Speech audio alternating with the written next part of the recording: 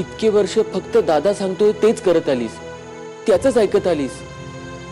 अगं आयुष्यात फक्त एकदा मी सांगतोय तसं कर. अरे हो, पण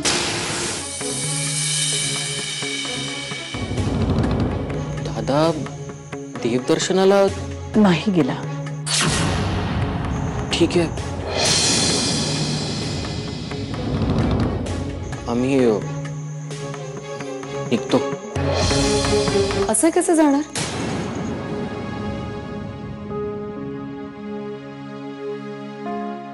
तुम्ही थोडा वेळ बसा, मी गोड करते काहीतरी खायला. नाही नको. नाही असं कसं, तुम्ही थोडा वेळ बसा, मी गोड करते काहीतरी खायला, मग आपण निवांत बोलू.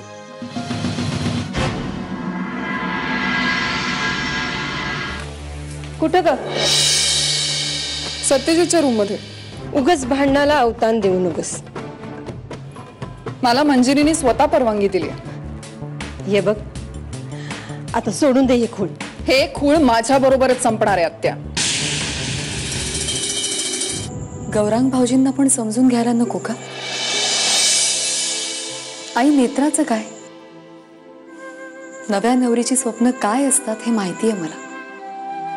तिचा विचार नको करायला आपण.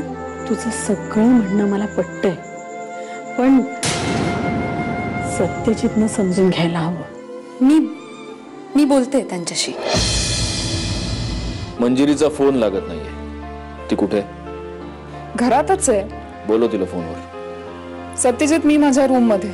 आता तिला शोधायला बाहेर जावं लागेल. तिला मला फोन करायला. काही निरोप द्यायचा का तुला? मंजिरीला निरोप दे की मी पुण्याहून 9 वाजेपर्यंत घरी येतोय. मी काय म्हणते, गौरांग भाऊजींना जर आज इथेच राहता आलं तर? मंजिरी, पण सत्यजितच्या इच्छेविरुद्ध कोण जाणार? तू बोलून बघ ना त्यांच्याशी. तुझं ऐकतात ते. माझं काय ऐकेल तो? मंजिरी, आता ह्यापुढे तो तुझं ऐकणार. तू सांगशील तसं वागेल तो.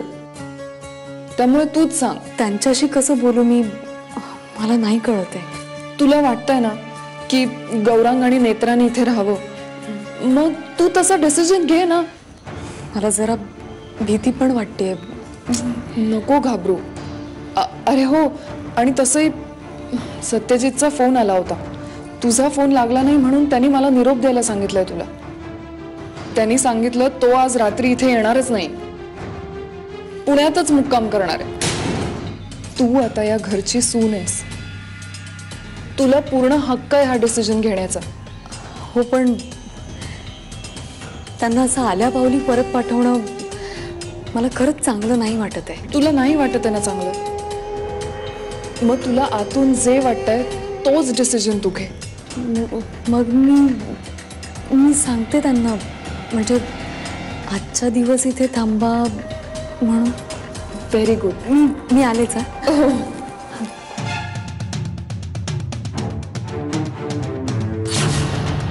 तुमचे दादा नाही येणार आहेत आज.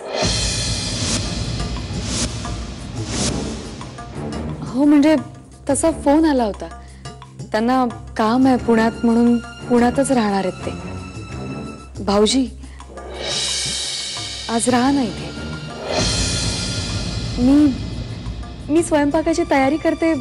आपण सगळे एकत्र जेवण करूया, खूप गप्पा मारूया. हां, आलेच. हलवा खाऊन झालाय, आता जेवायला थांबलेत. आता गौरांग जेवायला बसणार आणि तिकडे सत्यजित येणार. वाह बहिणी, आज तुमच्या हातचं जेवायला थांबलो, मजा आली.